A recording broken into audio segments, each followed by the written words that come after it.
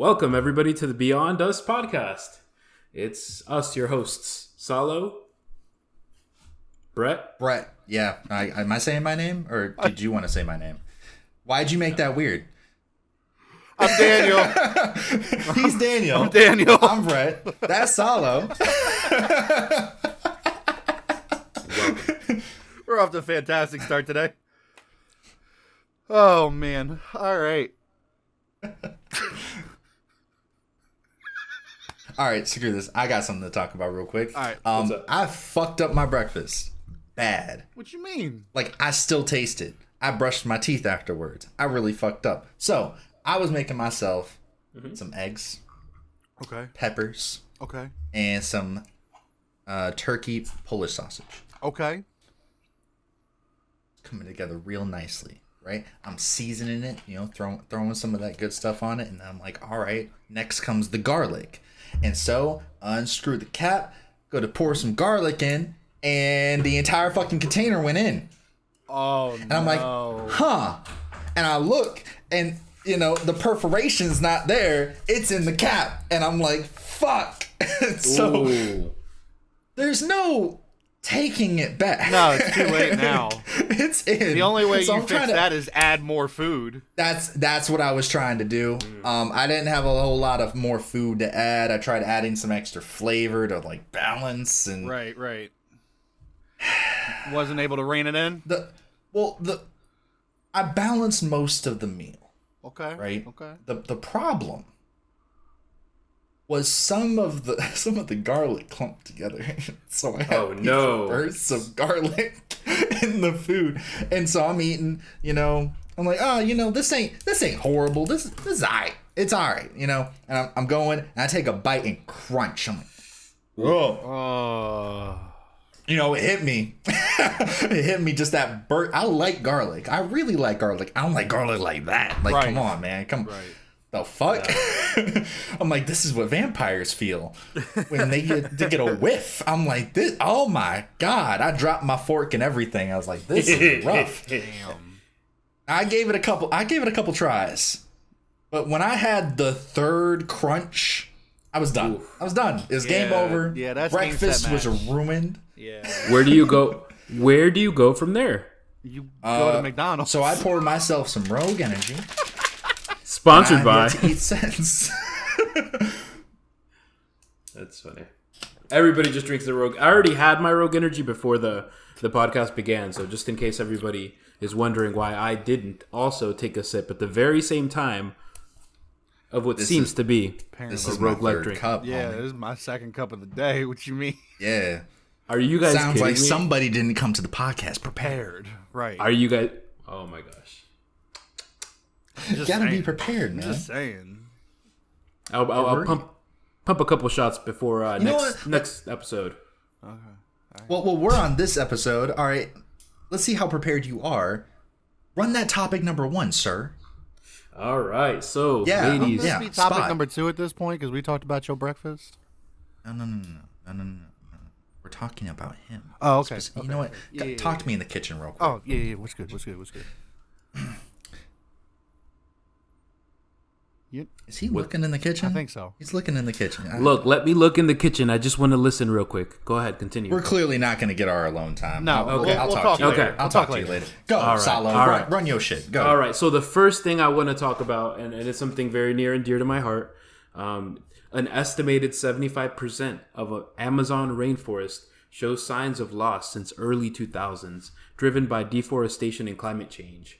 So this is something that recently came out. It's kind of always been in the news, but we are wiping out the Amazon rainforest. Did you guys know that at all? I didn't know exact numbers, but I mean, I knew that we as a human race weren't treating the Amazon well. I could be wrong, but I'm pretty sure we've been wiping out the rainforest since the early 2000s. Yeah, like it's been something that has been said. No one's changing that. No, I feel like that's not going being changed. So the difference between this article, the reason it came up is because studies suggest that the ecosystem there is actually getting to a point where vegetation will stop just growing back. So this is like the first time we've gotten almost to that point.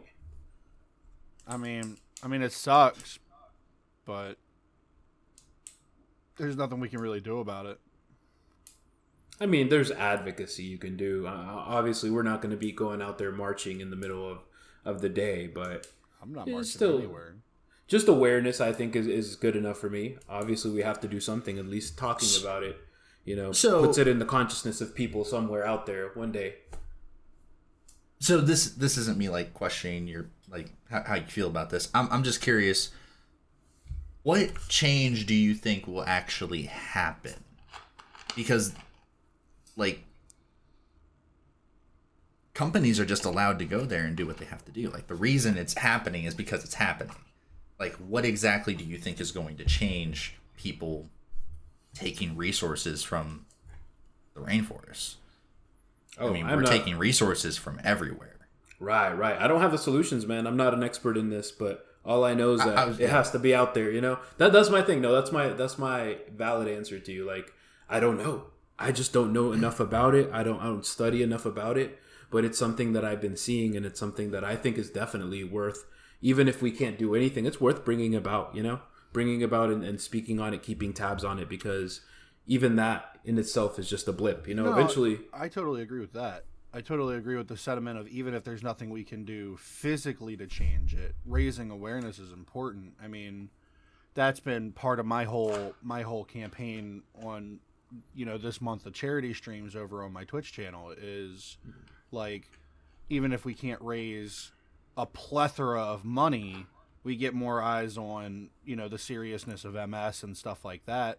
In the last episode, I told everybody that I would keep people updated on how it's gone so far this month. We're having the second charity stream tomorrow as of recording, which for the record, it's March 11th for anybody that's curious as to when we're recording this. So the second one will be tomorrow. So by the time this goes live, that one will have already passed. But in the first 11 days of March, we've already raised almost $600. Wow, man! For MS awareness, that is awesome, man. Congrats! It's actually been pretty fun. So there's a button you press, right? It only costs $5 to press the button. And when you press this button, right, this guy named Pip eats a disgusting jelly bean. Ooh, really? It's weird. Now there's a chance that it's a good one. No, there's but not. I think I'm like 11 for 12. I think you're 12 for 12. I'm 12 for 12, and it's a disgusting ass jelly bean. It's pretty great. Like you see his face contort in ways that you're just like, ew, man, you look just as gross as that jelly bean. That's nasty. I didn't even know. I didn't even know that was a thing going on right now. Can I do that right now? Show up in the stream. Like that's on you, homie. But I made my first appearance. Thank you very much. Like a couple days ago. Not playing too well, but I appeared. That is true. You don't know. But it was like. But yeah, so I have eaten quite a few disgusting jelly beans, but it's for a good cause, so it's worth it.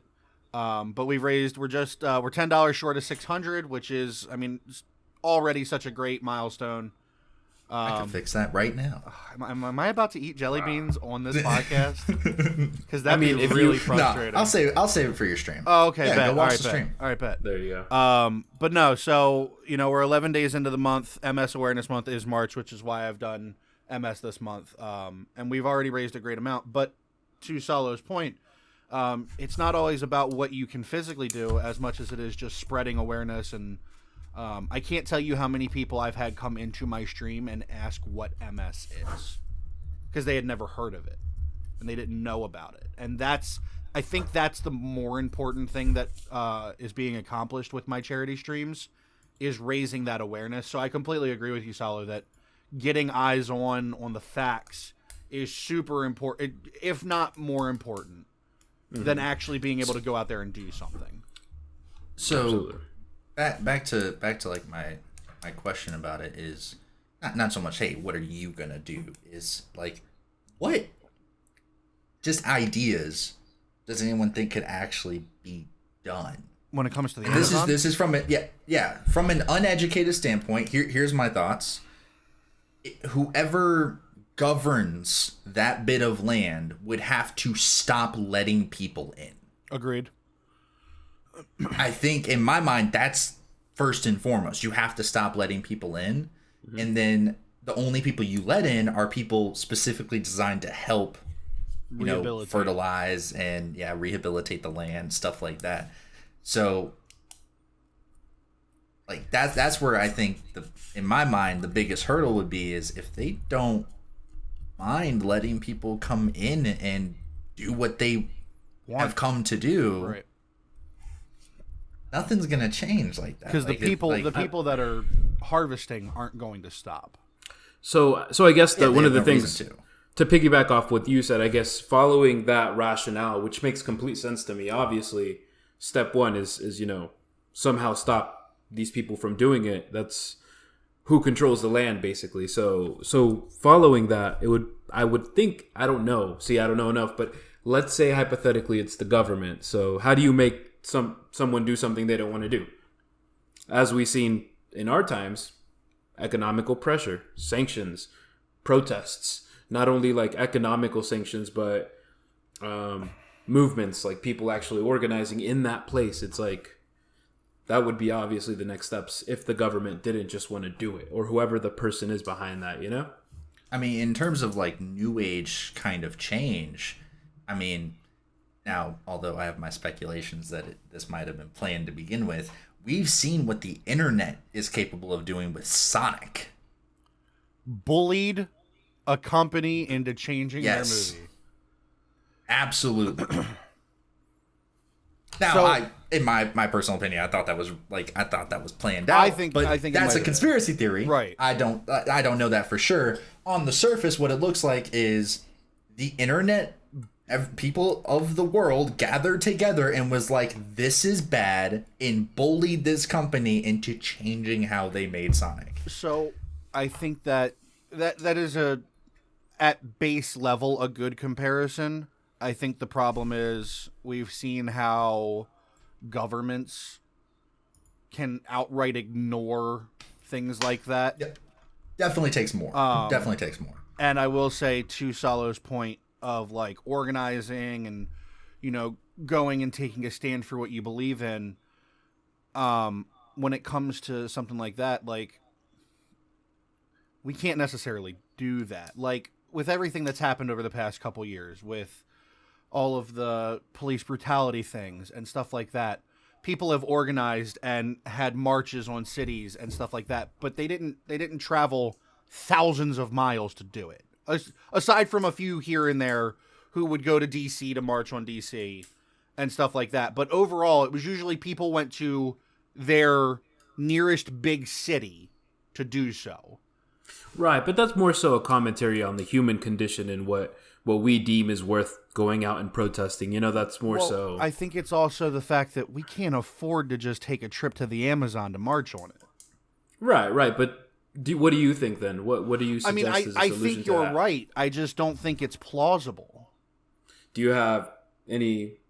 Unfortunately, I don't think that there's anything we as a people can do. I think Brett's on the head, hit it right on the head, where it's up to whoever governs that land to fix the issue. I don't think we as a people are in a position to be able to control it at this point.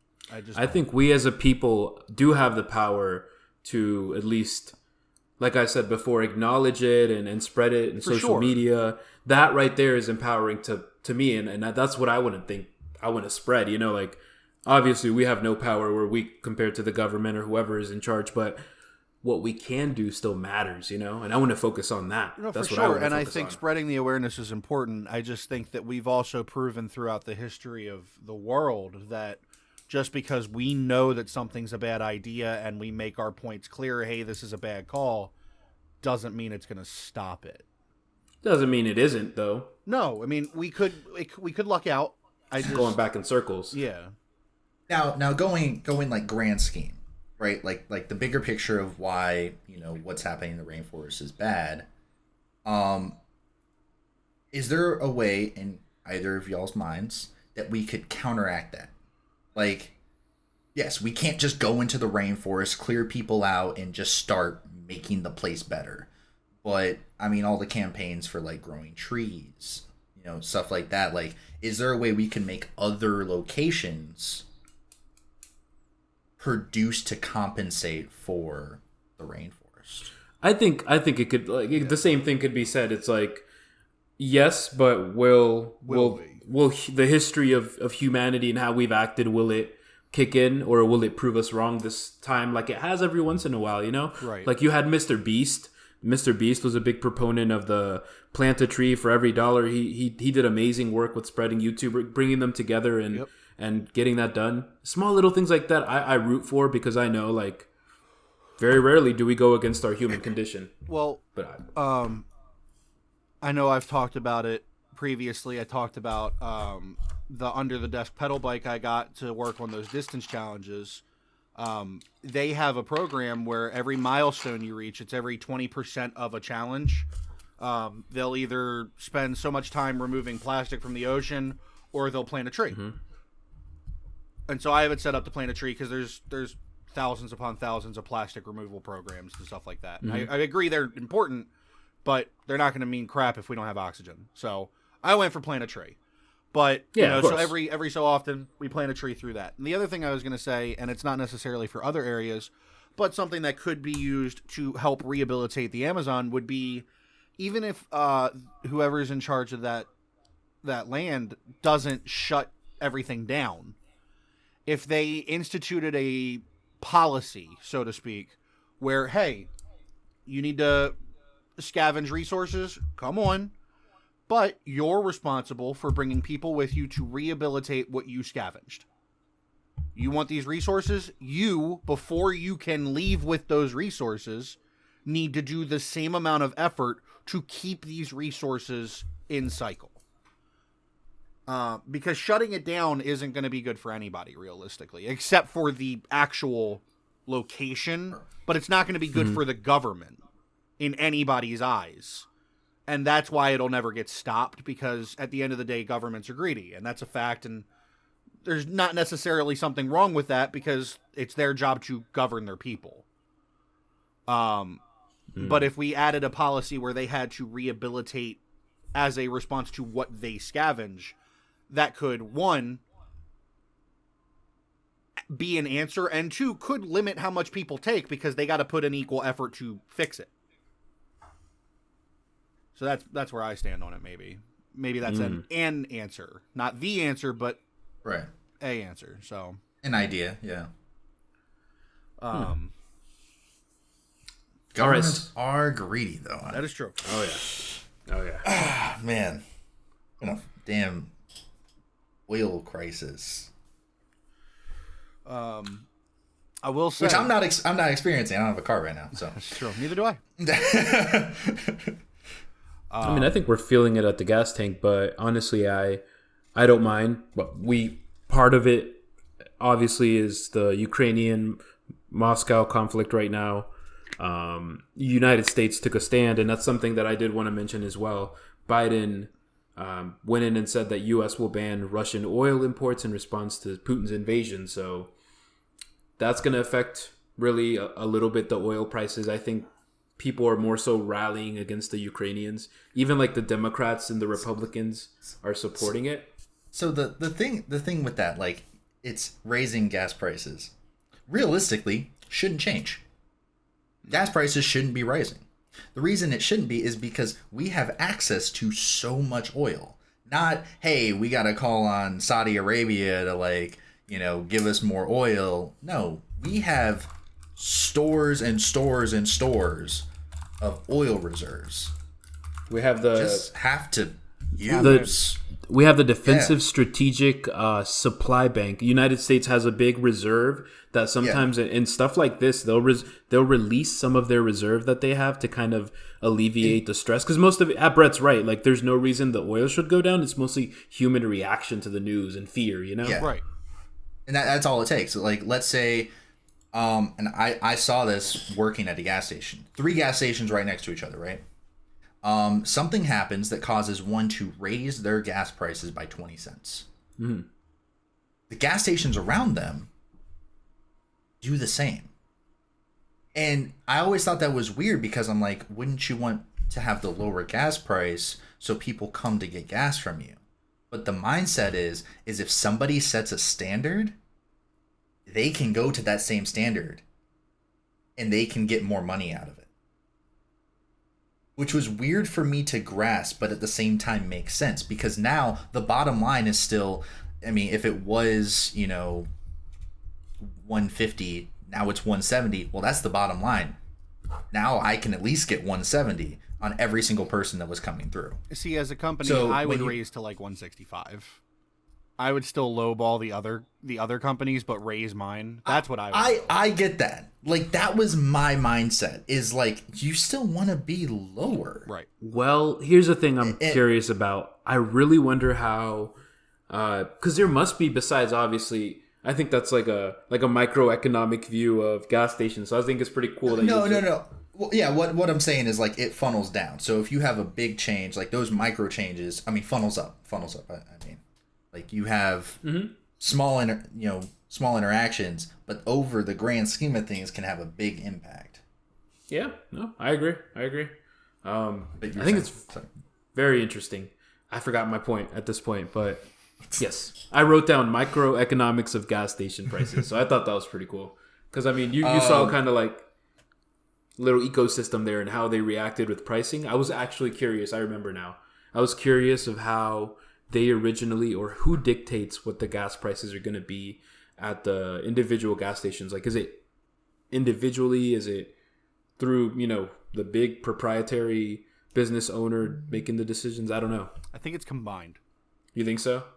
I think that because the other thing you'll notice is if it was just big scale, it would the gas prices would be the same at every location of that company. Right. I was thinking that too. I don't know. They're very location based. I can get gas in my town, or I can go 20 minutes down the street and I can get it for 18 cents cheaper.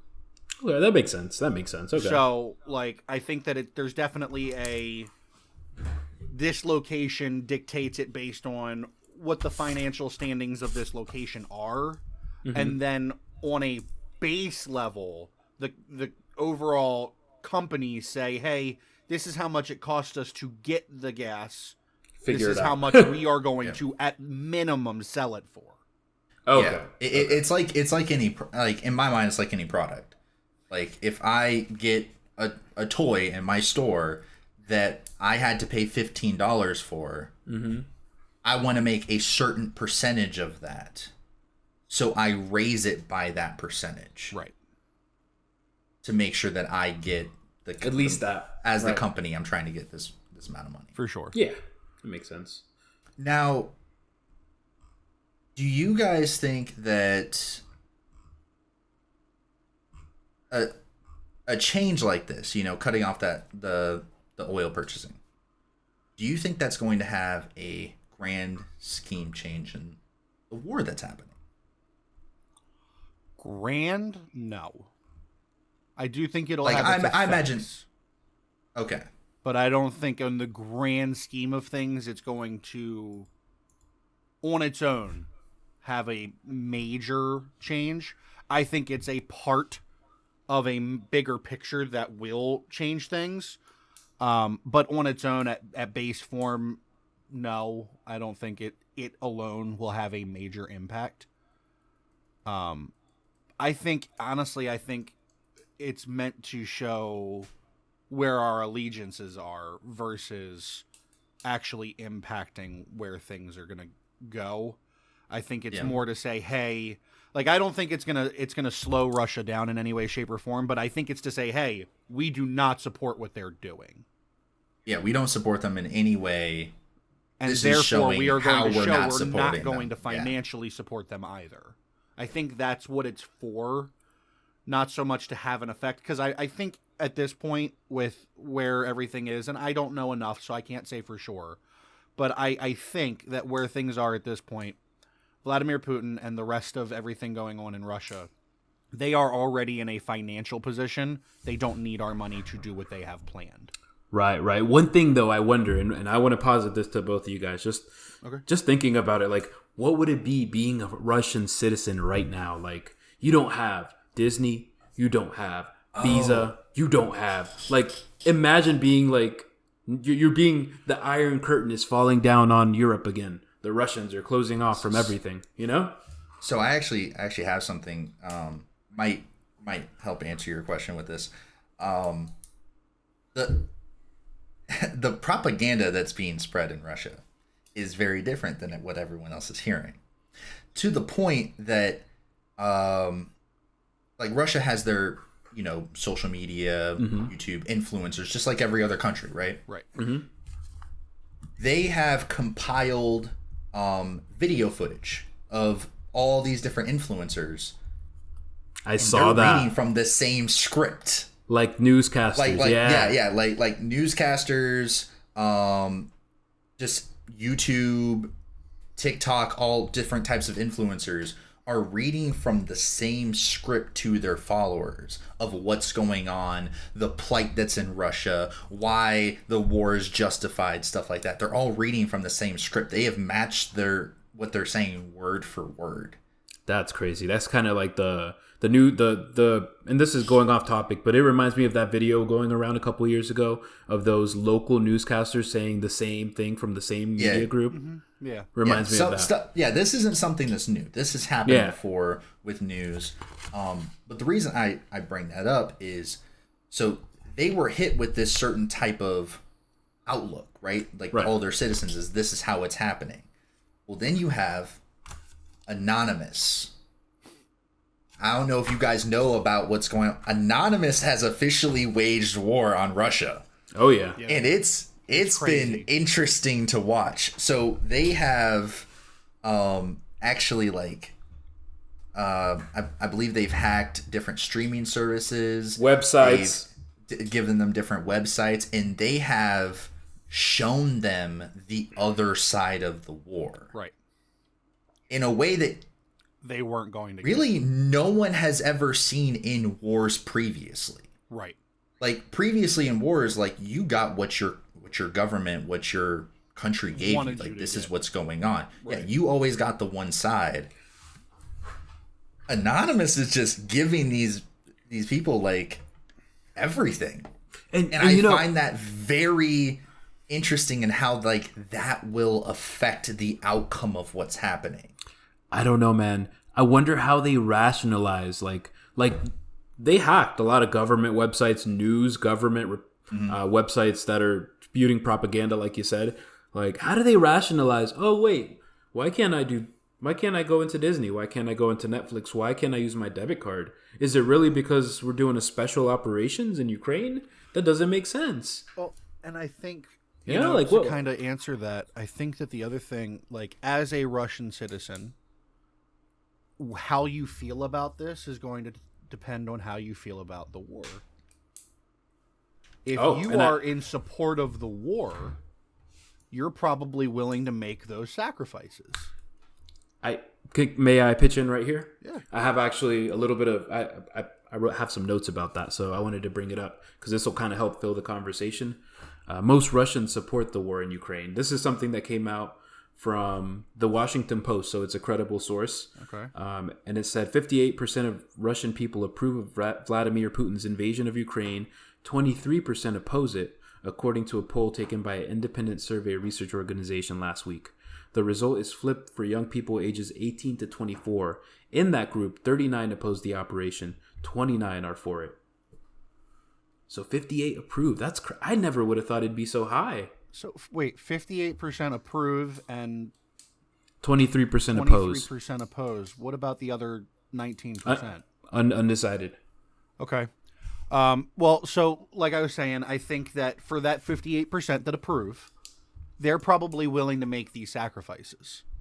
They're probably looking at this like, man, this kind of sucks, but it's what we got to do to get what's ours back, because that's how they feel about the Ukraine. The Ukraine belongs to them in their mindset. Kind of like I was saying. Right. For the people that oppose, cut you off. They're probably like, this is bullshit. I'm losing out on things that I want, and I'm not even doing anything. I don't even agree with this war. So that's crazy. I think the people of Russia probably feel. However they feel about the war will dictate how they feel about what the rest of the world is taking away from them.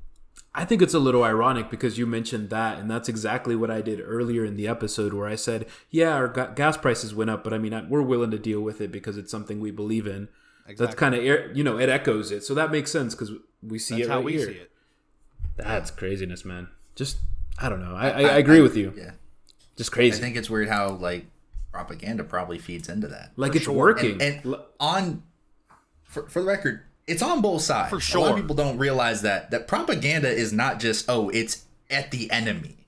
No, propaganda is here too. The things that, news outlets are saying, the way they word things, everything is intentionally spun in a certain light. Not to say that, that changes my opinion, but it is important to be aware of that. Hell, propaganda exists on both sides. The US of course. Popularized modern propaganda. Yep, exactly. Yep. Like we're not free of it. I mean, Uncle Sam wants you. That's like the OG propaganda of modern days. Propaganda is used for morale. Like, there's a lot of propaganda stories, and I'm not questioning that because I support the Ukrainian people, right. But there's a lot of fake propaganda going up to help to boost the morale of the Ukrainian people and to help to boost the soldiers, like that helps. And it's crazy to see it on both sides right now. Like the Ukrainian side, the Russian side, and how effective the Russians really are at like 58%. That's and I think effective, man. I think this is important too because war in general, I think it dehumanizes people. Mm-hmm. I think people need to understand. Not all of those Russian soldiers want this. They have a job to do. A lot of them were conscripted. It came out recently. I'm former military. I've had conversations with people where people just assume because I was in the military, I supported the war in Iraq. I supported the war in Afghanistan. I was for America invading these countries, as they worded it. And just because you're in the military. Right. Just because I was in the military, I supported the U.S. going to war with these countries. Technically war. It wasn't actually war on term. But, like, I don't support that. I don't think that we should just be doing whatever we want. I was in the military because it was a paycheck. I was in the military because it was a stable paycheck, and it was the best thing for my future to give me the chance to go to college and to support my family and things like that. I didn't join the military because I wanted to shoot a gun. Mm-hmm. I shot a gun 3 times the entire time I was in the military. Like, it wasn't like it was... And I never shot at somebody. I shot at dummy targets. Like, it was never like a... Like, that wasn't my point of going in the military, but people will assume that. And so I think that that's important to remember, that war dehumanizes people from that kind of thing. Not all of these Russian soldiers want this war. They were already soldiers before the war started. There's a good chance quite a few of them are looking at this like, fuck, man, I don't want to do this, but it's my job. You know what I mean? No, I agree. It's a tragedy on both sides. Like, these people, like you said, it sucks. We know it sucks in both sides, man. So like, a way, and I'm not saying that this is how the story has been spun, but a way a story can be spun is like, let's say a hospital gets bombed, right? That story gets spun into, such and such adversary went out, purposely targeted, unarmed, injured civilians, and they're the scourge of the earth. Right. And what's very possible is, there was a GPS malfunction, right, and the missile didn't go where it was supposed to. Right. Well, so but that yeah. like stuff like that happens, and then now you have, like, just imagine the way people are now looking at those soldiers who are literally just doing their jobs. Right. But there's also the reverse of that, and I want to mention that real quick. Mm-hmm. There's also Russia saying that, hey, Ukraine is saying that we hit a hospital. It was actually Ukrainians. Like, they're really well known for doing the false flag stuff where it's like, they'll do it and then they'll do the reverse. And it's been known in history for Russians to actually do the tactic where they will side blame and do blatant lies as a form of offensive demoralization of the citizens and the soldiers there, hitting hospitals, doing stuff like that. Right. So and I agree with Brett. Their tactics. It can be used. I agree with Brett. It's just just something I wanted to note, because right now it's being kind of used in reverse by the Russians, Right. and they're very well known for doing that technique in war. Well, and I think the other thing, and not just because I'm a Batman fan, but because this is accurate. if you go back to The Dark Knight, one of the best Batman movies ever, in my opinion. Good segue. Well, no, this isn't a segue. This is an honest opinion. Like, part of the Joker's message was true. Like, if a bombing happens on a military base in Afghanistan, people are like, oh no, but they expect it. But then the same thing happens at a hospital and everyone loses their mind. Like, this is part of war. We should be expecting this, but because it's not par for standard, this is what people pick up on. 10 soldiers die tomorrow, and that's par for course in a war. There is acts against humanity that the whole world deemed. Right. I don't know if the hospital, I don't believe it is. It might be, but there's like stuff that we agree on, and I don't know about that. Like, I wonder if that's an act of war, because they're going to use chemicals. It's come out, like the intelligence came out that they're thinking of using chemicals on the Ukrainians, and that would be an act against humanity. Hitting hospitals. Act against humanity. Unfortunately, we're in a position where we don't know what's going to happen, and it's really hard to speak on it because we don't have all the facts and we don't have all the truths, and all we can do is, just like anyone else, we can only form our opinions based off what we've been told. Mm-hmm. And it's our responsibility to research what we've been told as well. Yeah, of course, everybody knows that, but it's crazy to think about, and no one's ever going to 100% agree on how things are going and how things are being handled.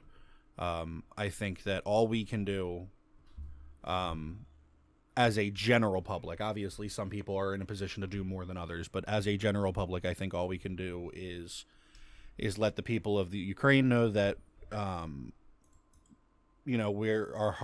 thoughts are with them, and that, at least me personally, I hope that this doesn't go on for too long. Yes, please. I hope it ends soon. I was hoping that we wouldn't, like, the thing we would by now be talking about is the fact that it's over, or there has been such a massive ceasefire that it's not actually a war at this point. Right. Like, that is what I was hoping we'd be talking about at this point. Maybe next time. But we're still, maybe next time we're still hoping to see that. Something I did see is, in fact, Batman. I don't know if you guys saw that yet. Not yet. I know you have issues. You have issues trying to see it. Not yet. Have you seen Batman, Salo? No, the Batman premiered on March 4th, 2022, and I have not seen it yet. Oh, man. I had the opportunity, but it was just a long day at work, and I was just like, it's 2 hours, 58 minutes or something like that, and I was like, I want to give it justice. I wasn't feeling, to go watch it. Okay. Is it good? Yeah. It's amazing, right? So I have something to say on that. But to start off, it was a really good movie. Yeah, good. Very well done film. I have certain critiques in, like, the editing style. I thought, in my personal opinion, it was a little, like, the lighting was too dark at certain points.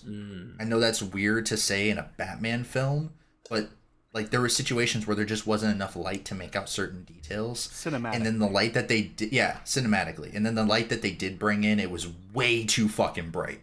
Like, so bright that you couldn't make out anything else. It was weird choices cinematically, but it was very well written. Acting was phenomenal. Very well done. Robert Pattinson, I think, makes a fantastic Batman. Fantastic Batman. Really? As far as this movie, I'm a little iffy on his Bruce Wayne. Really? And that's how I felt. I would like to see a second movie with him before I can make my final decisions. But as far as this movie, I did not enjoy his Bruce Wayne as much. But a lot of that, I think, has to do with how it was written, which is why I'm willing to give it more of a chance. Apparently, you're going to get a lot more than just a second movie. Right. Apparently, it's getting 2 spin-offs on HBO Max. It's Are you getting kidding 2 TV show spin-offs. Rumors are confirmed. Confirmed to be getting one Really? about the Gotham Police Department. That is interesting. I did hear about that one. I would watch and rumored that. to be getting one about, I think it was Penguin. I would watch that for sure. The first one, the detectives at the police station. Interesting. On that And note, already confirmed to be getting a sequel, I think. So what's been like happening with it though is we just had this Robert Pattinson Batman movie, but no one can stop talking about Batfleck. Like it's all over social media right now. What is Batfleck? How Ben Affleck being Batman. Ben Affleck playing Batman. No one can stop talking about it.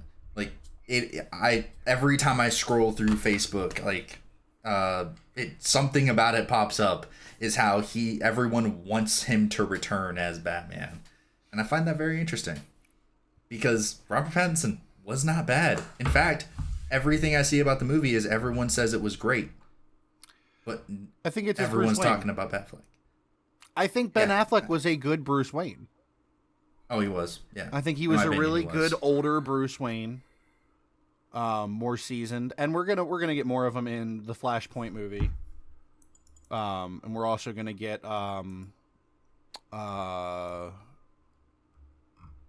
oh God, was it Val Kilmer again as Batman? I think. Yes. I can't remember. One of the older Batmans. I think it was Val Kilmer that we're gonna get again. Yeah, I think so. As Old Man Bruce.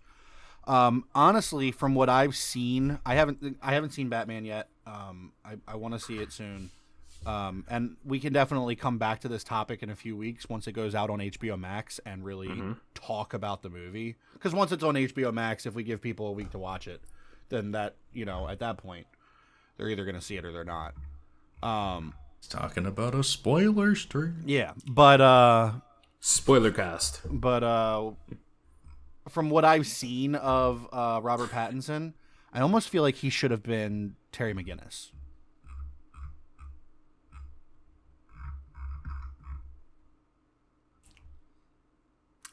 He looks more like Terry McGinnis than Bruce Wayne. And I want a live-action Batman Beyond so bad. So bad.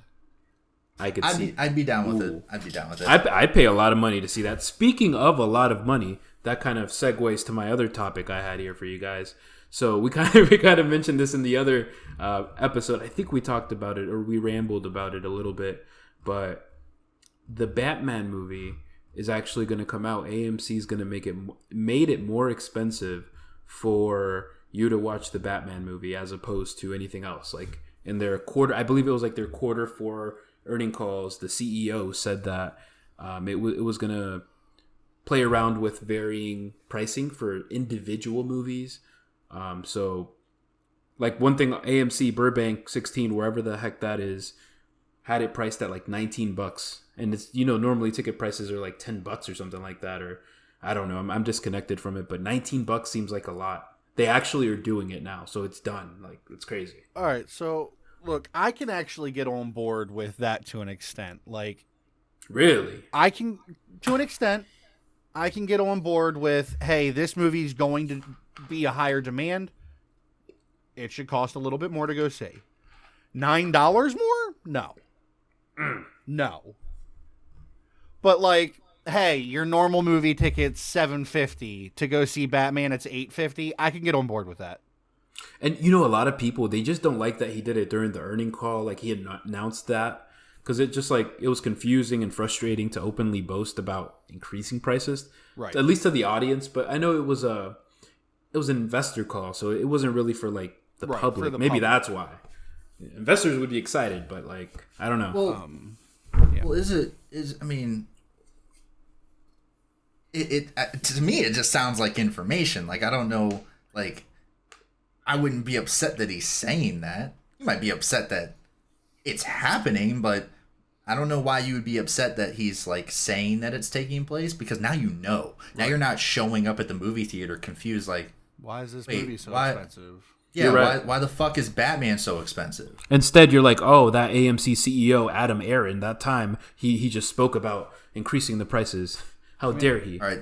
Now, I will say, although his name is very basic, extremely basic. In fact, that man has a Ricky Bobby name.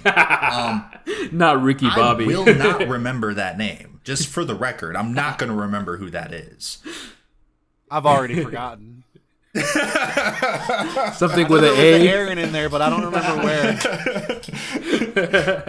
Like I'm not going to be at the movie theater like, yo, that motherfucker. That guy quotes his name. Yeah, I'm not going to remember that. Job description. What he likes for Sunday brunch. He did this to me. How dare he? All of our differences of opinions. LOL. Yeah, I'm not going to remember that now. I've already forgotten that name. I don't even know the I name. already did. I could have sworn Aaron was in it. Yeah, I think his last name was Aaron. Aron. Not even normal Aaron. It's Aron. Yep. No, yep. dude. That's Aaron. No. I know AA. Ron. Aaron. I know Aaron. Aaron, and I know him because he's coming back home. He's coming back. That is true. Coming back home. You want to tell the Aaron people? Rodgers is coming back to the Green Bay Packers. Let's go. What did he sign? A 4-year, $200 million? No. I gotta correct that. There has not been a contract signing. No. So no, Salo, I understand if you haven't heard about this, but Hooray. We'll keep it quick. Ian Rappaport. He's He's big in the sports news. Honestly, I really like him. He's a pretty stand-up guy. I trust a lot of what he says. But he came out with a report. I'm holding a fucking pencil. He came out with a report saying that Aaron Rodgers signed a 4-year contract for like $200 million. That's a lot of money. The problem is he didn't. Oh, so it's not a lot of money. Yeah, so Pat McAfee actually had Aaron Rodgers as a source. Aaron Rodgers contacted him directly, told him that, hey, I am coming back to Green Bay, but we have not come up with a contract yet. We have not signed a contract. We're currently working on the terms to make it as cap space friendly as possible. To Cap try space. and allow other people to be on the team as well. Yeah, basically giving them more money to sign or re-sign more individuals to the football team. So that was the official report. That was from the man himself, quarterback of the Green Bay Packers. That was from the man himself saying that he will be coming back, but he has not yet signed a contract. But what went mainstream on NFL.com was Aaron Rodgers signed a $200 million 4-year deal. That's a lot of money. And a lot of money, and it made people very upset at him for taking so much money away from the Green Bay Packers. But no one knows what the contract is. Right. And so it's so much speculation, and people just want to get mad at shit. See, here's what's crazy to me. How in 4 weeks have we gotten Aaron Rodgers confirmed to be coming back to the Packers, Tom Brady retires, and Matthew Stafford wins the Super Bowl, and none of those are the biggest topic of the NFL when it comes to quarterbacks?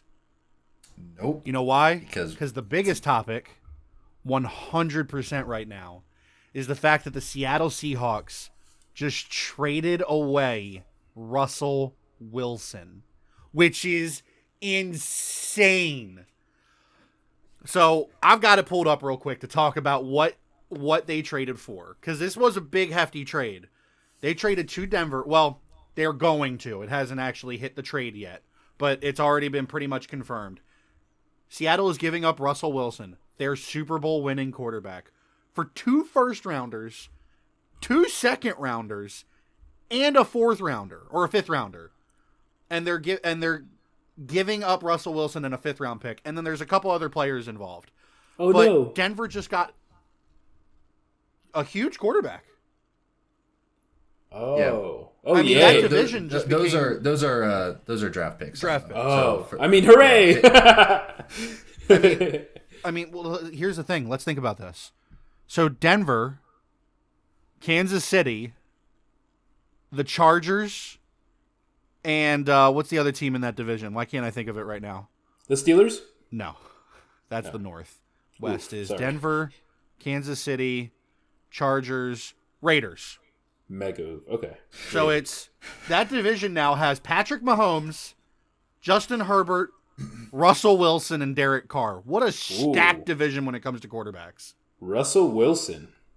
I'm sorry. I love just Salo, listening to Salo hear about football. And just be like, oh, yes, indeed. Yeah, yes. Random platitudes. Yes. But that division's stacked now. I do have something football related that Salo can probably talk about. Is this the Calvin Ridley thing? No, I was going to do that next. Okay. All right. So, recently, are you familiar with Deshaun Watson at all? Have you heard about him? No. So Deshaun Watson has a litany of charges for sexual harassment, sexual assault. A lot of charges. A lot of charges. 22 different women came forward or something? Yeah, a ridiculous amount. It's been going on for over a year now. Wow. Yeah. He doesn't seem like a good guy. Just the other day, they finally went to criminal court to see if he was going to be tried for any criminal charges, and they found that there was not enough evidence to rule any of the cases criminal. Now, there's still a shit ton of civil cases that they need to work through, but and he'll probably settle none of his way cases. out of all of them. Yeah, he'll most likely that's what's going to happen, because most civil cases, just to get them done, it doesn't matter if it's true or false. They'll just settle. Just to get them out of the way, they end up just paying money and settling and getting that out. But no criminal charges were made. And I mean, the talk going around was like, even if he is innocent, they're gonna charge him with something, because that's you think so? Too many. Dude, yeah. That is what the talk was. Like, apparently that's big in sports. Like, if you're a sports lawyer, if it gets to the point where you're being charged, like you have a possibility of being charged with a criminal lawsuit or a criminal case, you're gonna be charged. So it's kind of crazy that he wasn't. Yes. Yeah. Over 22 cases. How does he got brought up? Who is this guy's lawyer? The guy from the Netflix show that's blind? So I don't think it's about his. I don't think it's about his lawyer. I think that. So here's the thing. I will say this. I don't think all of the cases are true. Right. I will say that flat out. I personally do not believe all of the cases are true. Do I believe some of them are? I don't have any information. I don't know. I'm not going to discredit some of the women, but I don't think 22 different women all said, I'm not going to say anything until one person did. Like, I think that at least a few of them would have brought it up on the spot. It was in the span of like a month. Like, in the span of a month, 22 different women came forward and said, yeah, he did something to me. Like, here's an unpopular opinion. Maybe it's an unpopular. I don't know. I could be completely popular, and I'm trying not to make it popular, but it could be. Even so, let's, in my head, if 10% of those women are correct of the things that were accused. No. If 10% of those women are correct, then I don't care if they're all the rest of them are faking. If this guy has to go to jail and face what he does, I'm sorry, that's an unpopular opinion. I agree. If any of it's true, he should. I think it's irrelevant that some of them are false because. Go ahead. I was going to say it's irrelevant that some of them are not true, because if some of them are and it can be proven, it's irrelevant that the others aren't. That's the way my head thinks, you know? So in my opinion, I don't disagree that, like, hey, if he's guilty of one, he should just go down. Like, yeah, you go down for that. He doesn't get pity points by having some liars go there, you know? No. Not at all. But at the same time, where is the repercussion for people coming out and just being slanderers? But that's a different topic. That's people who are slanderers. No, it is. It is. Just to make the distinction, just to let you guys know. But it happens all the time, right? Right. Where someone comes out and says, this person did something to me, and it wasn't true, and there's no it didn't repercussion. Happen.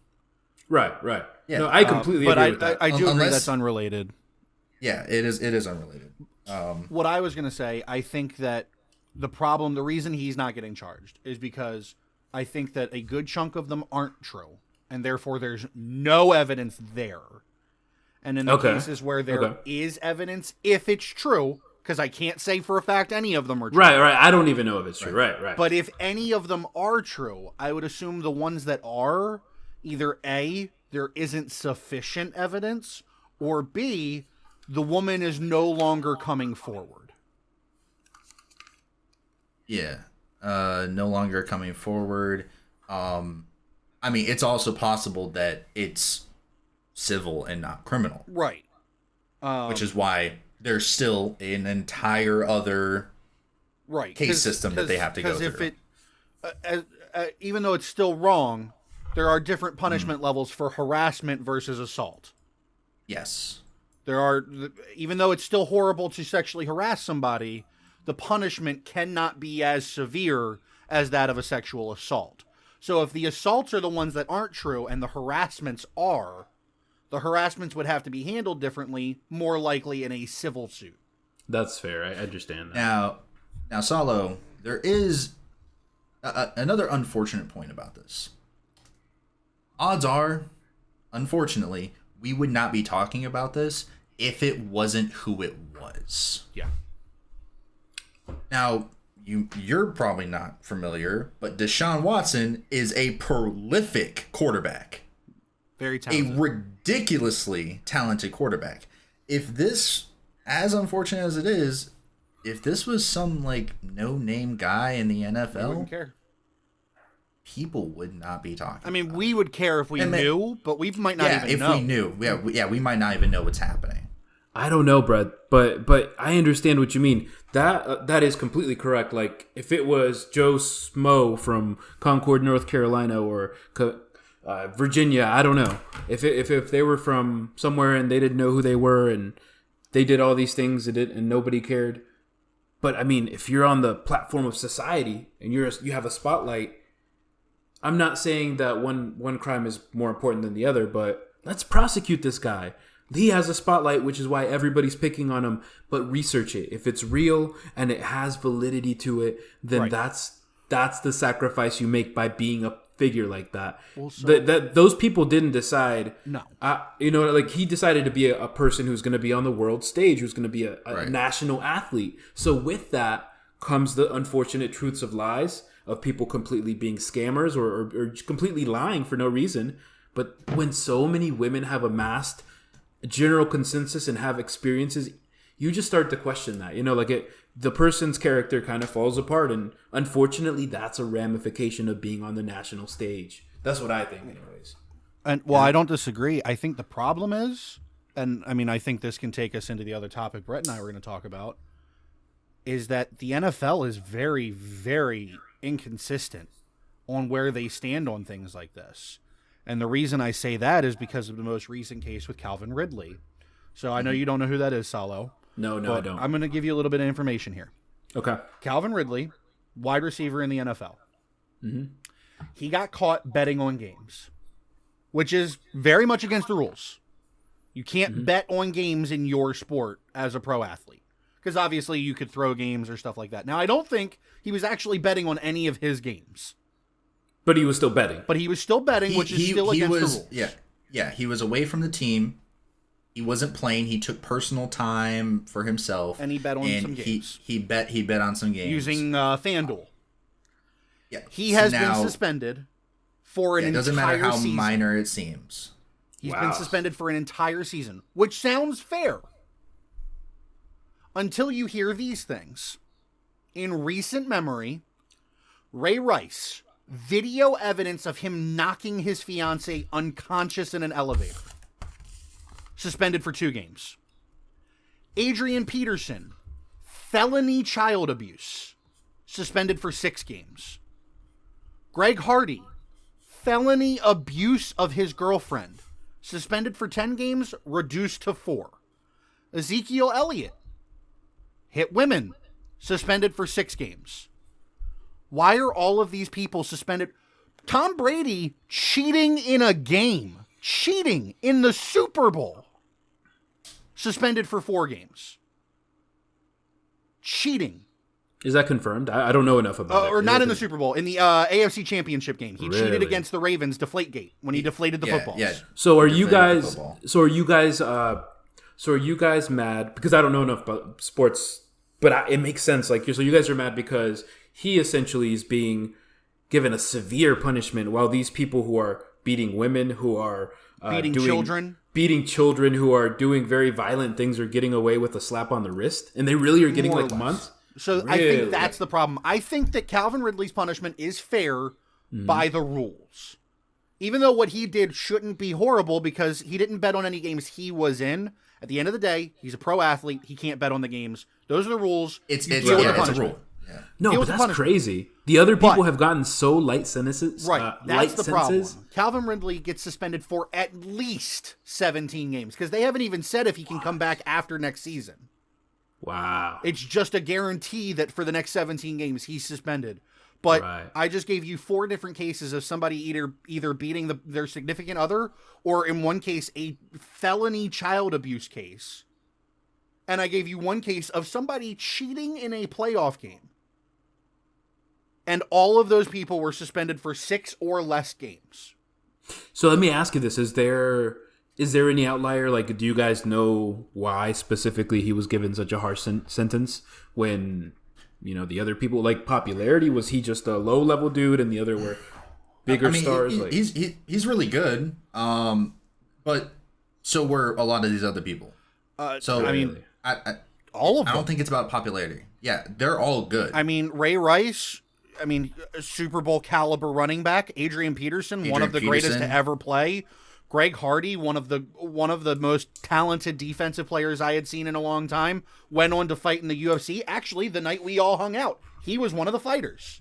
And Ezekiel Elliott, current running back for the Cowboys, very talented. He's had a little bit of a fall off, but that's not what we're here to talk about.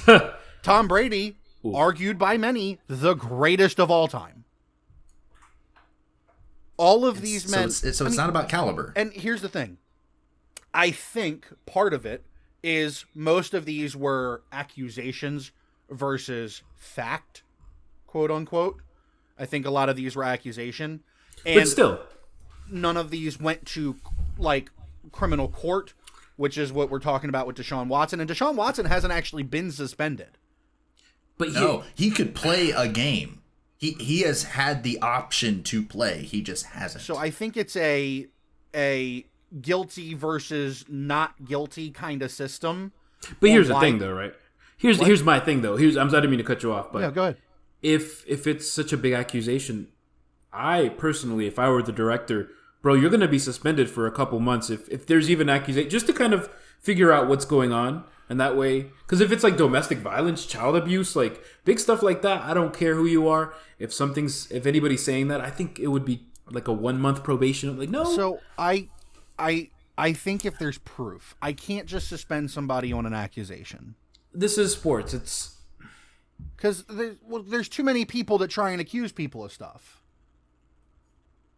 Okay, that's very fair. That is very fair, especially if you're on the spotlight.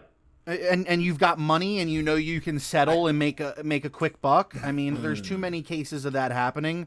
I can't just suspend you for hearsay. Now, if it goes to court and you're found guilty, even if you don't go to jail, you're going to be suspended. Okay. The only one of these that I 100% can't understand is Ray Rice being suspended for 2 games. There is video footage of him knocking his fiance unconscious. I mean, just hit her directly in the face and she went to sleep and he dragged her out of the elevator. She was asleep. I saw that video. Not cool, man. And he got the smallest suspension of all the examples I just gave. 2 games. 2 games. 2. Now, granted, he never played again. Because the team didn't play him. The team suspended him. That they have to do that. This is overall we're talking about league. NFL. Yeah, where is the stance coming for the NFL? Yeah, that's great. Now I do get what you're saying, like in terms of like this was like proof, like they had like electronic proof that Calvin Ridley bet on games. But at no point in there did it come about like the situation, like none of that was taken into account. It was just, hey, you bet on games, you're out for the whole season. Right. Which that's what I found really strange about it, is like there wasn't a degree of severity for that specifically. Right. I think the punishment why wasn't is there a harsh. degree? What? I think the punishment's harsh. I personally do too. I think he's being made an example of. Agreed. I think they have a case where someone was caught gambling, and they know that gambling is big right now in sports. And I think because they have a case, they have a person who is notable enough to represent the case. They're putting his name out there on a pedestal, and they're making an example. That's what I personally think is happening. I think the other thing, and this might just be me personally, but I think the other thing is the team that they play for. And I know that's horrible to say, but let's look at the cases. Ray Rice played for the Ravens during the Super Bowl, the time where they were Super Bowl caliber. Adrian Peterson played for the Vikings during a time where the Vikings were your only competition in your division. Mm-hmm. Zeke and Hardy both played for the Cowboys, the biggest name team in the world. Tom Brady is the biggest name in the world. Calvin Ridley just got traded to the Eagles. They're not a team that people are going to talk about as much as the others. And I think that plays a part. I think if he's Ridley good enough that there's a name. I think if Ridley played on the Chiefs and they were a team that's going to be fighting for the Super Bowl next year, this might not be as big a deal because then people would be bitching about it. Right. Okay. And I'm not saying that that's how the NFL should look at it, but I think that might play a part. They would be upset that this really talented player for a team that they could feel be like getting should it done. be doing well. Yeah. Why isn't this player playing? Right. I think it's publicity. You think so? Yeah. Possibly. But it's all opinion. It's all speculation. So before we unless you got something big to say, you got something real quick? I mean, are you changing topics? Yes. All right. Can we do mine first real quick? Go ahead. All right, so real quick, I want to have a little debate with you gentlemen. This is something I've been seeing on TikTok, and I want to see where you two stand. What are there more of in the world, doors or wheels?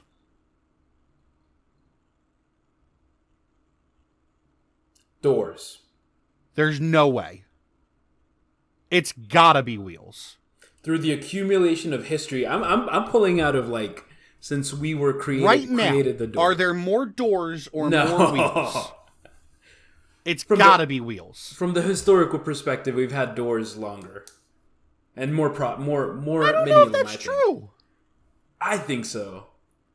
I know wheels were recent too, and I know they've been with us technically for a while, but wheels came before. Wheels came way before doors. Yeah. I don't know, man. I think a cave entrance is a door to me. Check my mark. There's got to be a door. Well, no.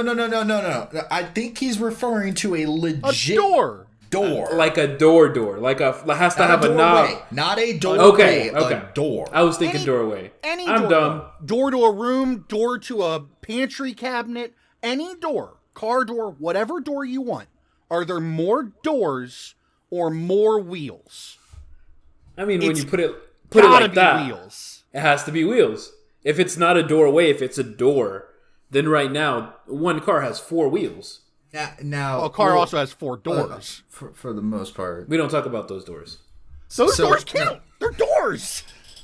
The reason I would say wheel, and there's a particular reason. It's not about cars. The reason I would say wheel is because the wheel as an object is involved in so many mechanical processes that exist in this world. Cogwheel, yeah. Cogwheels, yes. There are wheels everywhere, not just in the general tire sense. Bicycle wheels. Yes, I mean, so here's the thing. Even not counting cogwheels, I think the answer still might be wheels. If you count cogwheels, it's definitely wheels. even without cogwheels, as an example, there is one door in my bedroom. One. My chair alone has 5 wheels. Okay. So when you dissect it a little bit more. His face. It's like, oh shit. Yeah, you're right. Shit. We going down to the microscopic wheel level, then fuck yeah, man. I mean, a vacuum has 2 wheels. Like, sure, there's a shit ton of wheels and a shit ton of doors everywhere, and every building's got a door, so to speak, but there are so many wheels that people just don't... Here, like, everybody I've seen so far has been arguing, every pantry's a door, it's a door for a pantry, and I'm like, sure, every drawer's got 4 wheels. That's funny. Basically everything has a wheel component to it, you're right. I mean, a lot of things. Like, unless it's a door or a wall, but like even then there are like let's say a bay door normally uses a wheel to go like lift and bring like down I've the seen bay people door. arguing whether or not it's doors or wheels, and in my opinion it has to be wheels. I'd be interested in hearing what anybody that listens to this has to say, but as far as I can see, counting cogwheels, 100% it's wheels, no argument. If you disagree, you're out of your mind. But not counting cogwheels, I still think it might be wheels. I changed my answer to wheels. If anybody is curious out there in the world, I changed my official answer to wheels, okay? I'm a convert now. That's what I believe in. You agree? I mean, I said wheels. Okay, I'm just making sure. Yeah. I just think it's got to be wheels. It just makes so much sense. But this has been a huge debate on TikTok. I've been seeing it every couple of videos. That's hilarious, man. I love it. And I asked my grandmother what she thought. She's team wheels. But it's just like team wheels, team doors. Well, like it's such a team small wheels? like that's the thing. Like it's such a stupid topic that I don't mind debating it. Like because it's not like gonna upset anybody. It's not controversial. No, dude. It's not gonna cause a problem. No, if you're not with the wheel fam, you're not with me. We're cutting off all connections now. This is all right. Well, that's on him. That's not wheel where I for life. Baby. Wheel for life. I like how he joined us in the middle of it too. Oh my god. That's funny. But anyway, that's what I wanted to talk Don't about. let them doors bring us down. So speaking of doors, the story from the previous podcast that we said we'd talk about, we should probably get to it. So, for the record, it's been 5 years. I'm past any statutes, stipulations, any of that shit. This has to do with we were trespassing. That's such a great Salo, start you know to what the I'm story. talking about. Oh, really? Okay. Interesting. I know. You don't consider this trespassing? I consider this trespassing. It's completely trespassing. Look, before absolutely trespassing. Let's just say they put up a fence for a reason. We're not going to go into the specifics on this time, but I mean, there wasn't a fence keeping us out. Oh, did they put a fence up? Now they did, yeah. They put a fence They up. put it's a big fence too. I'm like, generations won't get to experience the things. Yeah, man. But go ahead. I'm all ears. All right. So it was around Halloween, and we were trying to figure out something to do. You know, we're adults now. You can't just like going trick or treating isn't going to be the same thing. No. It's weird now, right? People give me less candy. They give us less candy. Let's be honest. Now I think so. It was the people in the group was you. Me, Darius, and Sergio, right? Yep. Is that it? Maybe okay, Drew. He might have came out. I'm not. I don't think Drew was there. Anyway. Okay. So we go to a place called Stonewall Jackson. Now, this is a abandoned, burned down juvenile detention center. This might be the whitest thing I've ever done. It's on my list too. I agree. It's yeah, no, it was some white shit. So it's rumored that this place is haunted. And we're like, well, it's Halloween. Let's go check this place out. It was something that, you know, most people did. You know, like a lot of people in this area go out there, and, you know, you go and you explore a spooky place. People do it. That's what they do. So, yeah, we go out there, and we did this in 2 nights. Night 1, we parked a bit of ways. We made a walk, nice little trek in, and we go to the main building. There are several buildings. Most of them were housing. We go to the main building, a lot bigger. 2 stories, bigger building, but it was only 2 stories. Every other building was like 4. So we go in there, and trying to step through this place was really rough because the floorboards were missing. There is a basement, so you're a little concerned about dropping straight through. The place was not held together very well. It's like a video game. There was graffiti and everything. Yeah. People tagged this place up bad. But we're walking through, and I stop.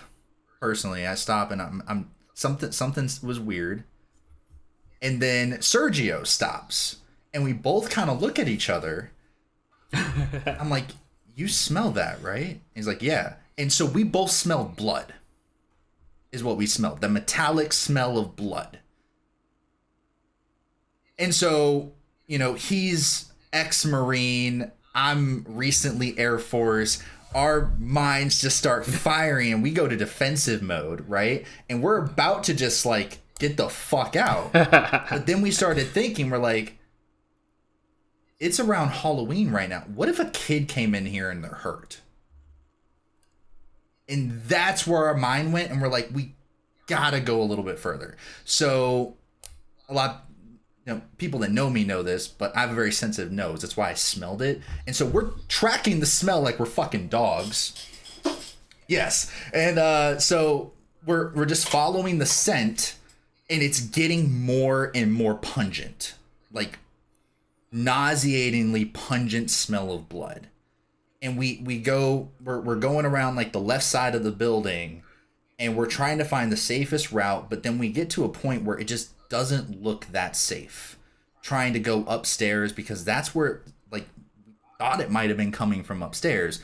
We didn't feel right. We didn't have anything with us. If one of us fell and got hurt, or, you know, this place has been known where, like, you know, potentially like a crack addict could use it as a squatting place. Someone comes at us with a knife. We were not prepared to be there. So at that point we decided to leave. It just didn't seem safe, and we left. Mm-hmm. Well, the next day, me and Sergio were messaging each other, and it didn't feel right. Like we just fucking left. That feeling in the back of our head, like, yo, did we just leave a fucking kid there to, like, bleed out? We felt fucking horrible. Oh, Lord. So the group got together, and we went back. It was more like a mission that time. I remember. Now it felt like a mission. We had a purpose for being there. We were going there to figure this out. And for those of you who weren't there, we did a whole Walmart scene where we went to the store and we got like flashlights, stuff like that, like from a movie. We had that whole montage. I just want to say we did that. Yeah. If this was a movie, there was a whole fucking montage of us getting prepared and having gear and shit like that. Yeah, it was a whole thing. But we came much more prepared. And so we did the same thing we did last time, and we start making our trek in. And there's a church near this place, and we start walking across the parking lot of the church, and we see this car kind of skirt on in, and so we kind of hang back a little bit, not sure what's going on, and these kids get out. I say they were like middle schoolers. It looked like they get out of the car. Yeah, it was weird. They get out of the car, and they start heading that way, and then we're like, oh, their kid's going to go check out the, you know, spooky place, the haunted location. Yeah. So who was driving? it seemed like a 16-year-old. Learner's I permit. don't think he was supposed to be driving. Okay. Not after 9. Yeah, Middle schoolers. No, not after 9. Yeah, He didn't have his after 9s. He looked like he had a permit. I'm gonna be honest. I wasn't asking questions. I just wanted to know who was driving right? out of the middle schoolers. Yeah, it was 2 guys and 3 girls. Okay. They get out. They start going ahead of us, and so we waited. Gave them time to get ahead of us, and then we proceeded. Which doesn't make you look creepy at all. Right, doesn't right. make us look creepy. Not at all. So, no. We honestly didn't give a fuck about those kids. We were there for a purpose, right? Like, we didn't care that they were there. We were there on a stop. Don't look at me like that. So we're heading straight for the main building, and those kids, they were along this fence line. Now, something a lot of people don't realize is the abandoned juvenile detention center is right next to a active juvenile detention center. Okay. So these kids, loud as fuck, hooting, hollering, laughing, making jokes, are right along this fence line, and we're like, fuck. I look over at Salo, I'm just like, dude, these kids are gonna get us caught. We have to tell them to shut the fuck up. And for context, and you know, just for context, in case you're like, probably not, you're gonna get caught. You're in the middle of no. There's a fire station, like right down the road. Not even a mile. There's a fire station. There are cop cars that patrol the road. Like, it is easy to get caught if you're stupid. So we're like, okay, we have to tell these kids they have to be quiet. Like, stop yelling. You're gonna get caught. And so I see them. They went on down the fence, and they start heading towards one of the old living quarters, right? And now this is where a not so good side of me came in. I got very devious in this moment. I'm like, devious. Guys, follow me. Brett put on his devious I'm hat. like, but be quiet. Yes. And so sneak over towards the building, and they haven't made it very far in. And I just start walking up slowly, silently. I lived in a house where all the fucking floors creaked, and I wasn't allowed to wake up my dad. I know how to tiptoe like a motherfucker.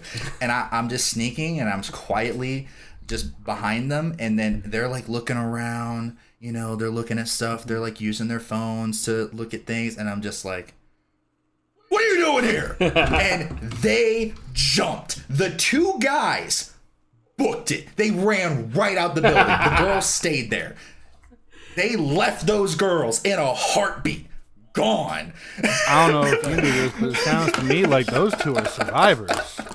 Well, so here's the thing. Right? That's funny. Like, I get it. But, like, I'm trying to imagine this from a standpoint, like, they're supposed to, like... You don't leave someone behind? You guys not supposed to be, like, the protectors here? I understand, but I'm saying, look, hey, tell me you and I haven't always said in a horror movie that the bitch needs to learn how to run too. I'm not saying that they don't, but we need evidence that there's some shit happening, right? No. No, yes, If something yes, bad we do. happens, it's time to leave. A person says, "What are you doing here?" That's not evidence to leave your girl behind. You Is turned that person around. way bigger than me in a haunted house? No, so for the record, they didn't look at me. The 2 guys did not look Oh, at all me. right, bet. All right, bet. They ran. All right, they bet. just All right. took the Wait, fight wait. off. Because I'm going to be real. No, Brett used be his real. voice. He used that military voice. No. I just used my voice. He was All like, right. Because I'm going to be Halt. real. Like, if they had turned around cease there, boy. and they had seen a big dude in a haunted house behind them, I'm not going to lie. I might justify the jump. I'm not gonna lie, some could say that I maybe jumped in that moment too. Some could say, unconfirmed accounts, witnesses say that I micro jumped in fear. All right, so homeboy split. The girls are still there. They start running, and the girls, they look over, they're petrified, and I'm just like, where the fuck do y'all think you're going? And I got upset. I'm like, did you just leave these girls here? And they're like, Well, Well, I mean, I'm like, shut the fuck up. Both of you, shut the fuck up. And so I'm like, guys, come on. And so we were already here. We're at this building, right? We're like, fuck it. We're just gonna search this building. We're just gonna go look around this building. Fuck it. We'll make our way back. And so we start going through the building. And the two guys were about to leave. Yeah. Are they? The kids are still with you. The kids are still in the building. Yes. we are not with them. We aren't with them. I would have told them to leave. I left them. I would have told them to leave. What I did was I told them, I'm like, hey, I explained what that other place was. I explained the juvenile detention center. We explained where the fire department was in case like they don't know this area for some reason. And we're like, y'all gotta shut the fuck up. You're too fucking loud. You're shining your flashlights everywhere. You're yelling. You're laughing really loud. You're gonna get caught. And more importantly, you're gonna get us caught. And even more importantly, they didn't bring their tactical pouch like I did, okay? They were messing up in all the possible ways. Not good at all. They wouldn't be in my Scooby team. So, anyway, so we now these living quarters, they're like 4 stories tall, right? Like, so there's like staircases that going all the way up. We're going through clearing floors. Mm-hmm. Me and Sergio were literally clearing rooms to make sure there weren't people in them. Right. And then we started heading, like after we cleared that one, I noticed something. Like, the kids were still there. Like, they didn't leave. And then it dawned on us. I pull Salo to the side and I'm talking. I'm like, yo, is it really fucking weird that like these middle school girls keep following us? And he's like, yeah, it is really weird. And then we're sitting there talking. And it's just like, well, actually, it kind of makes sense. Those 2 niggas ran. Like, they ran away. Like, I wouldn't feel safe with them. Would you feel safe with them? So, like, I'll be honest, I felt safe because Brett was there, and half of Sergio's abilities. I had have no military combative skills, but yes, if I was a middle school version of myself, I would also be following you. And if I was a grown man version of myself. I know that. I don't mean coat black. We went upstairs once, right? Is that okay? So okay. Were you getting to the part that like where things popped off a little bit more? Because that was the next building. So in the next building, same layout. We saw the layout, like it was the housing structure, same layout of the building.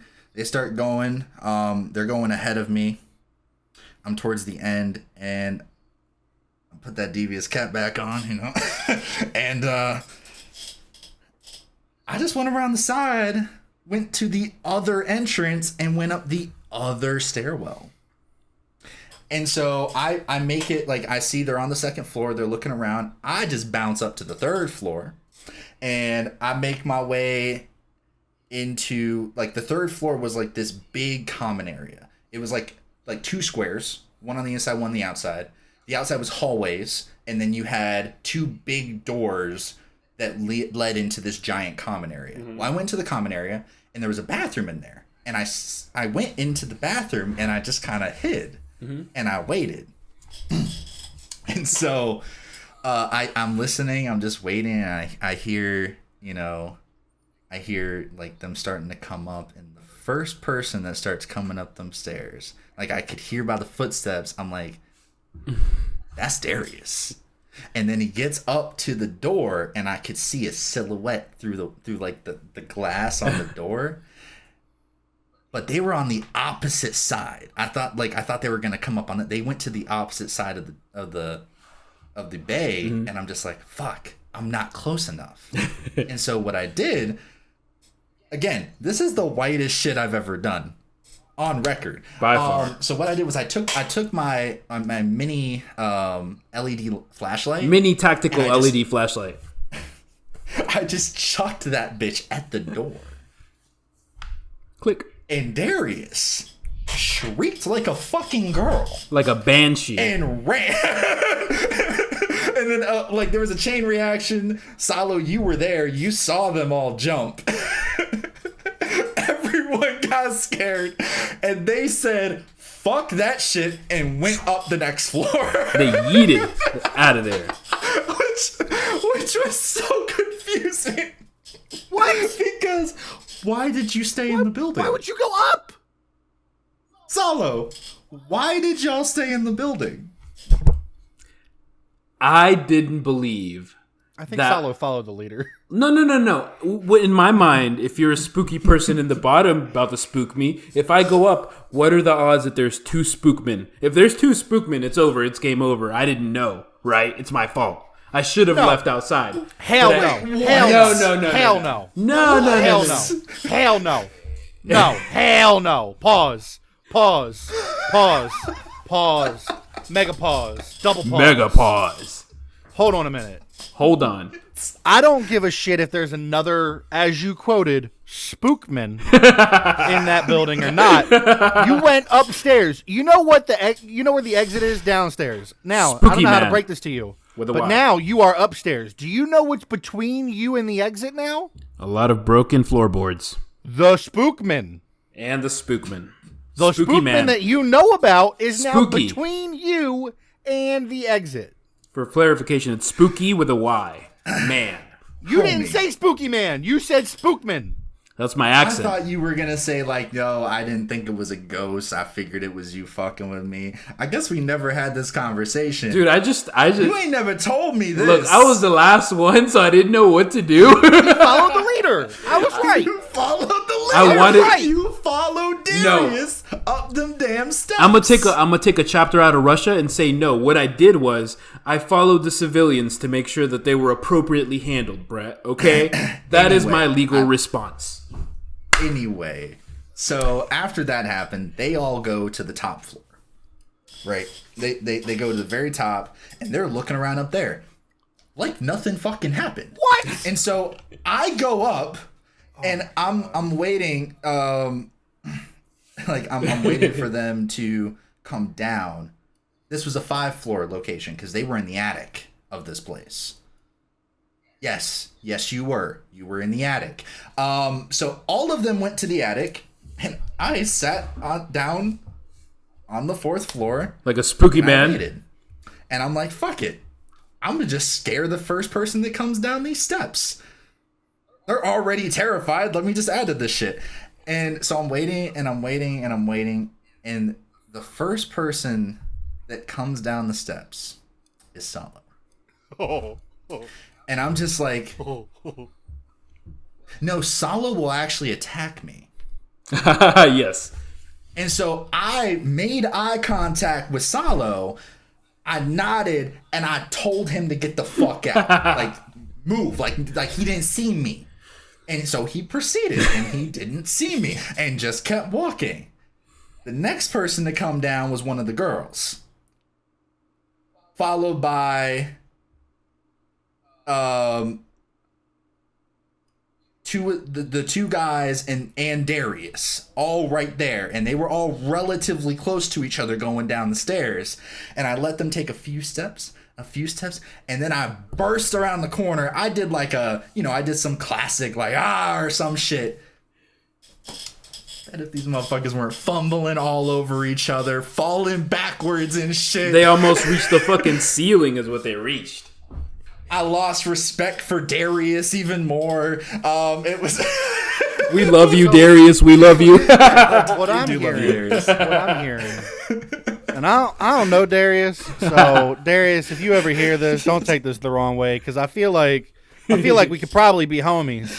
But what I'm hearing is that if Brett, Salo, Darius, and whoever else we decide to take, and I all go to some haunted place, Darius is not the one I want watching my 6. That's what I'm hearing. I'm hearing Brett and I are squadding up. Because Brett knows I got him. And from what it sounds like, ain't nobody else got me. Because y'all motherfuckers went upstairs. Oh, man. That's what I'm hearing. That's what I'm hearing. So I gotta stick with the half white guy. So that happened. That was a memorable. That was Halloween time. They were all mad. I was laughing my ass off. Oh God. So we're moving on, and at some point I'm only telling this because it did happen. At some point I'm just like, I'm asking like the girls, I'm like, why are you guys like following us? Like you don't know who we are. Like, why are you following us? Like, this doesn't make sense. Serial killers. Exactly. Like, this doesn't make sense to me. And then like the girls are just kind of looking around. They just like, they look over at the guys and then they look at me and they're just like, we feel a lot safer with you guys. I'm just like, fuck. Like, I don't. How do you respond to that? I didn't really know what to do. I kind of tried to just move on, right? I'm just keep looking around, and so like, then one of them asked me, they're like, "Well, what are you doing with these guys?" They're my friends. I'm like, yeah, but like, you guys aren't like the same age or anything like that. And I'm like, how old do you think I am? And she's looking at me, and she's just like, I don't know, like 50. And now I gotta be honest here. That's insulting. That might have been the closest thing I've ever had to a single tear drawn down my face moment. Because that fucking hurt. I was upset. I was visibly upset. 50? I mean, the fuck? 50? You got an old man face, but I wouldn't say 50. And I'm like, what the hell? And so they clearly recognized that like they were wrong. And they're just like, well, I mean, it's dark. And I'm like, no, fuck you. And I left. I was offended. I was notably fucking offended. Salo, Darius, Sergio, they're laughing their fucking ass off. I left. Fuck these guys. I'm out. 50. Dude, I'm not even going to front. And then they remembered what happened the last time I wasn't with them. And they proceeded to quickly follow me. Yes, yes. I have no qualms about saying I followed my ass out of there. I was just like, all right, fuck this. We came here with a fucking purpose. We shouldn't even be over here. And I head to the main building. And we go in there, and I was upset. So I was taking a lot more risks. I wasn't being as fucking cautious in terms of stepping. Me and Sergio, we did clear rooms like we were doing before. I just walked around. And he did just walk around behind them and be like, hey, it's clear. After he knew it was safe. So we're going, we end up heading up the stairs. We're testing it. We're making sure it's stable. We head up the stairs and we find the room that smelled very much like blood. Nothing. There was nothing there. And we didn't, like, wasn't anything hidden in closets or anything like that. So we're like, there's nothing here. It just smells like blood. I think it's time to leave. So we start heading back down, and then we hear movement. We spent most of our time on the left side of this building. If you're looking at the building, left side of the building. We hadn't gone on the right side because the shit was sketchy. You could see to the basement. Very sketchy. And we heard movement. Unfortunately, the kids didn't do the same thing we were doing. They weren't just leaving. They were spread out kind of all over the place. And so in that moment, I tap Sergio and we rush ahead of them because they already entered the right side. We tell them to stop. Now that we're over here, fuck it. We pulled out our knives, and we start clearing the rooms on this side. We didn't find anything. We're like, all right, it's time to go. Getting the fuck out of here. And so that's pretty much the end of that trip. Like, we left.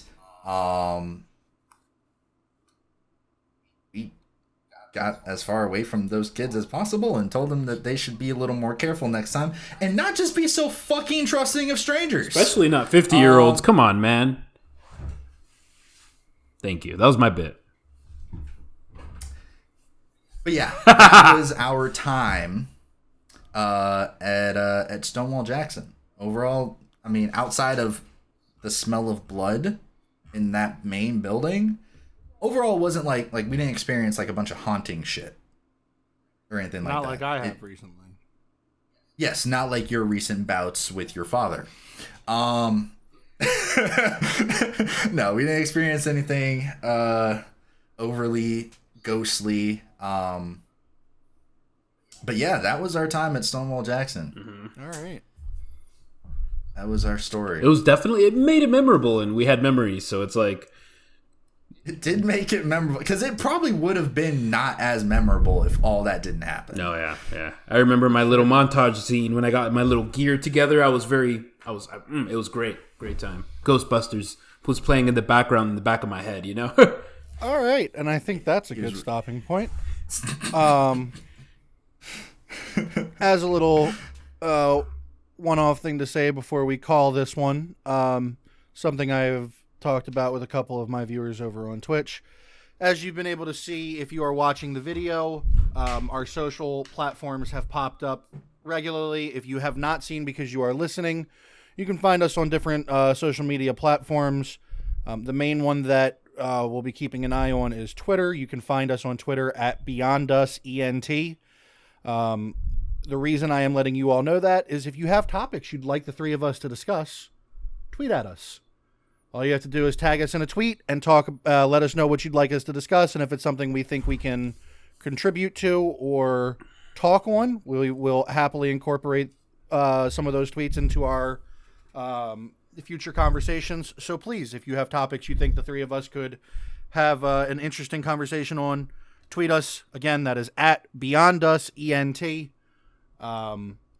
And I just wanted to add that so that you all could know that you have the ability to interact with us. Absolutely. That's all I wanted to add before we call it.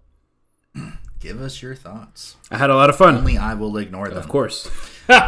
I'll do my best to actually check them.